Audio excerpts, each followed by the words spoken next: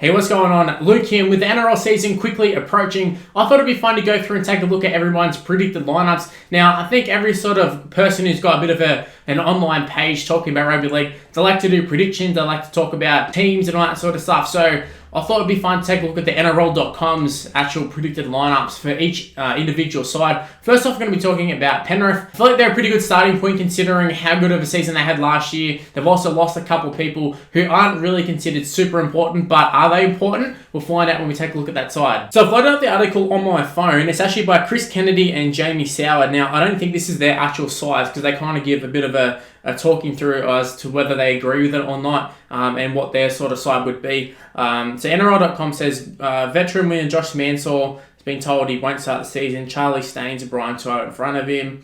Nathan. Well, let's just look at the actual side here. So from 1 to 17, they have Dylan Edwards at fullback, Charlie Staines and Brian To'o on the wings, Stephen Crichton and Tyrone May in the centres, which I think is quite of an interesting one considering how Tyrone May played in the grand final. But obviously Brent Naden is suspended, I'm assuming for a couple of years, but I think they're waiting to see. I think it all determines on how this whole Asada, WADA thing, whatever. So some new rule that they've got where it could get a couple of months, it could get a couple of years. They're not exactly sure. Then we have Jerome Mulwai, Nathan Cleary, nothing really changing there. James Fisher-Harris and Zane Tanavano as the props, which is obviously going to change considering Zane Tanavano just got a release to go over and play at Leeds in the Super League. So that one's already outdated. I mean, it's clearly outdated despite this article only coming out yesterday. The actual lineup itself is already outdated. Obviously, like I said, with a few things, even in the others section, like they've still got Brent Naden listed there, but look, let's just keep on going. Coruscant at the hooker position. Kick out Martin in the back row with Isaiah Yeo at lock. Then the bench, Kurt Capewell, Moses Leota, Matt Burton and Spencer Leniu? Something like that. I don't know. I'm going to get some of the pronunciations wrong here, probably, most likely. But that is the starting side. Others they've got listed as Billy Burns, Matt Eisenhuth, Robert Jennings, Mitch Kenny, Josh Mansour, Brent Naden, Lindsay Smith and Dean Vare. Now, I'm pretty confident we can rule out Brent Naden as part of the others. Tanavano's obviously not there. One thing that I do think is quite weak in this Panthers side is just that Tyrone May in the centres. He got showed up big time in the grand final. He got shown that he's not a centre. Now, I know that you can say that you can train him in the centres in the off-season and that, but I think when you got to play like Dean Vare in that others category there, it just seems ridiculous. Dean Vare is super experienced, which they're kind of lacking a lot of experience. They got lots of youngsters, and I think they really thrived off that last year, but they still had James Tamu there, and he's not going to be there this year. I think a guy like Dean Vare in the back line and an inexperienced back line as well. Even more inexperienced now. Josh Mansour's not there. I think they should go with Dean Vare there. He's been around. He's played for his country a lot, and he's a pretty solid centre too. So in terms of Tyrone May, Dean Vare, look, Dean Vare is quite injury prone, but he's who I'd go with. Tyrone May off the bench seems to fit the mold more than me. I mean, they've got Matt Burton there on the bench, but I wouldn't be surprised if he ends up at the Bulldogs with a mid-season switch. Especially considering they just signed that Jamin Salmon, whatever his name is. Salmon? Something like that. I think he's a halves player. Can play, I think, hooker? Something like that. Hooker, centre? I don't know. He can cover a lot of positions anyways, is my point. So yeah, would not be surprised if Matt Burton isn't even there. So I think, realistically, Tyrone May will end up back on the bench, where he's probably playing his best footy last season off the bench. I think he's a guy who can come on, kind of like a Tyrone Peachy sort of mould, who can play positions like centre and that at a stretch, like if there's an injury or something mid-game, but you can kind of chuck him on in the forwards there. He can run around, plays a bit of another six, do a bit of ball playing, also do some pretty damaging runs, and just be a bit of a nuisance on the field for the opposition. I think that's his best role. I think the centres was more so they weren't confident in Naden. Obviously, Naden must have had a lot of off-field things happening, a lot of personal troubles. Otherwise, I think he probably would have started. I mean, we saw when he came on in the grand final, he was so much better than Tyrone May. And I don't even really rate Brent Naden that high in terms of as a player. But just the difference in class when he came on, and you actually had a centre playing centre. It was actually ridiculous. We saw the big comeback, and a lot of it was them attacking through Brent Naden. And look, like I said, I think there's probably a lot of stuff that won't get talked about in terms of off-field things as to why he ended up on the bench. But Tyrone May, look, they've chucked him in there, they forced him in there, and yeah, I think he really got exposed, even in terms of just little brain explosions he's got there, like in the grand final, chucking his leg out there to save the try. Like, you just can't do that, especially not in the grand final too. But look, Tyrone May definitely has a spot in the side, just not at centre for me. The rest of the side though, Tanavano, I mean, Jamie Soward says he thinks Leota will end up starting. And he's also said Vare over Tyrone May and Burton out, which I think is pretty much what will happen. Well, at least, especially with Penrith, they've got so many players in reserve grade and that. Even if it's not Vare, surely there'd be another youngster to come in and probably do a half decent job. They've been able to do it time after time, just produce all these guys who, they might not be superstars, but they can come in and do a job. A guy like Brent Naden's one of them. But yeah, Leota, I think he'll come in. Happy playing 80 minutes. I think he will. I don't think they necessarily need a guy to come on and replace Coruscant at hooker. And look, whether Burton does that, I don't know. If Burton is going to be coming off the bench, I feel like he might be sort of used in a similar position as Tyrone May. Maybe play a bit of hooker. Maybe just come on and just be a bit of a nuisance, like I was saying with Tyrone May as well.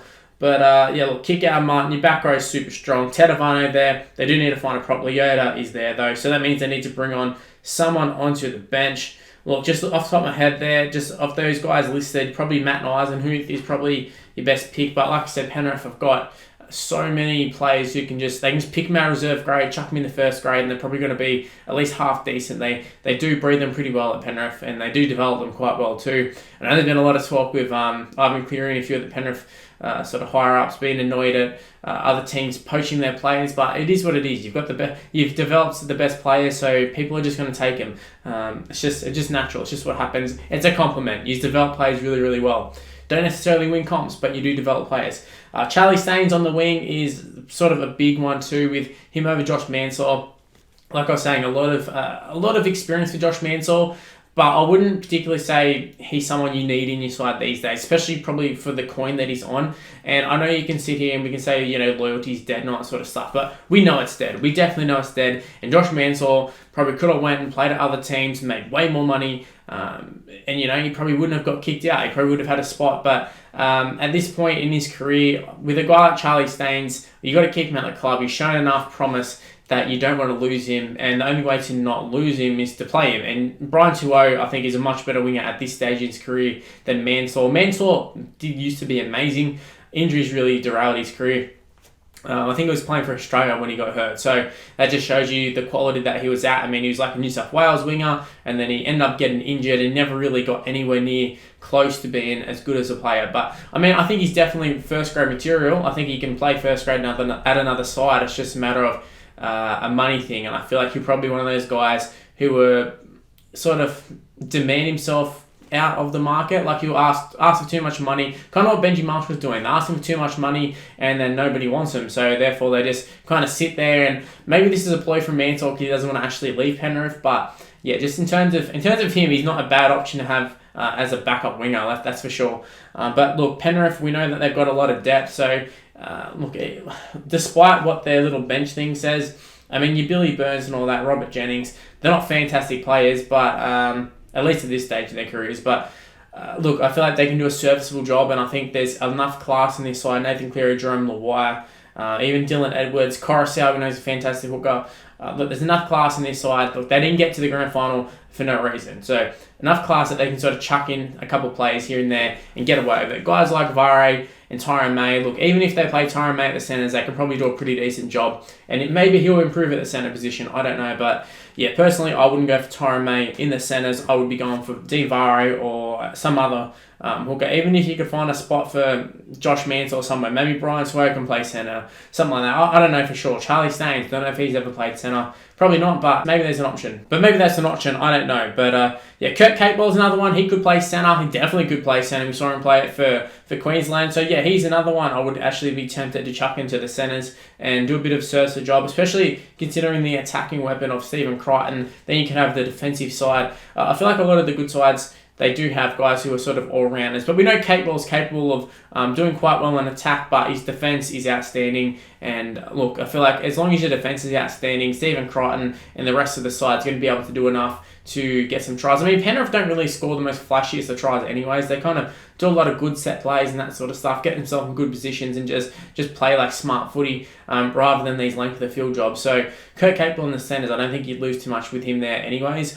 And I think he would be an upgrade on Tyrone May as well. But, I mean, you could probably do with him in the second row. I mean, I don't know what other second rows they've got. Like I said, I mean, I keep repeating myself here in terms of Penrith have so many good options in reserve grade and that. But yeah, I'd be tempted to chuck Kurt Capewell in the centres there. But guys, leave in the comment section below, what do you think of this Penrith side? Do you think it's an upgrade on last year? Do you think it's a downgrade? How do you think they'll go in season 2021? Well, I think they'll actually have a little bit of a downgrade just because of how good of a season last year was. I feel like teams struggle to back it up. So it's not a reflection of them not being a good side or anything. It's just a reflection of how hard the comp is to do it year in, year out. Teams like the Storm, they don't come around often and they don't do it often. I mean, look, Roosters, Storm, they're kind of the ones who are always kind of up there. But I mean, even the Roosters drop off every couple of years. Storm have only really been the one to stay there truly. The rest of all had stages and then dropped off, and maybe they'll come back up, maybe they won't. But Penrith, I think they'll have a pretty decent season. I just can't see them replicating last year. But who knows, maybe they'll come out, maybe they'll win a comp, maybe they won't, I don't know. But guys, leave in the comment section below, how do you think they'll go? Also, while you're at it, if you did happen to enjoy the video, you may as well go ahead and give the video a like and subscribe to the channel if you're new around here. Also, make sure to go ahead and turn on the notification bell. It is quite important. Unless you be notified when I upload immediately, you'll get a little notification on your phone or whatever device you're using. Then you can just go and watch the video straight away. It's that simple. So definitely go ahead and do it. Also, while you're at it, go ahead and give me a follow on social media. It's on the screen right now. It's MrLuke and YT for the most part. It's Snapchat included, but my Facebook is just MrLuke. So go ahead and give me a follow and a like and all that sort of stuff. But yeah, that's where I'm going to end this video. Hopefully you did enjoy it, and hopefully you stay tuned for more content on the channel. Right here, guys. I'll see you next time. Bye.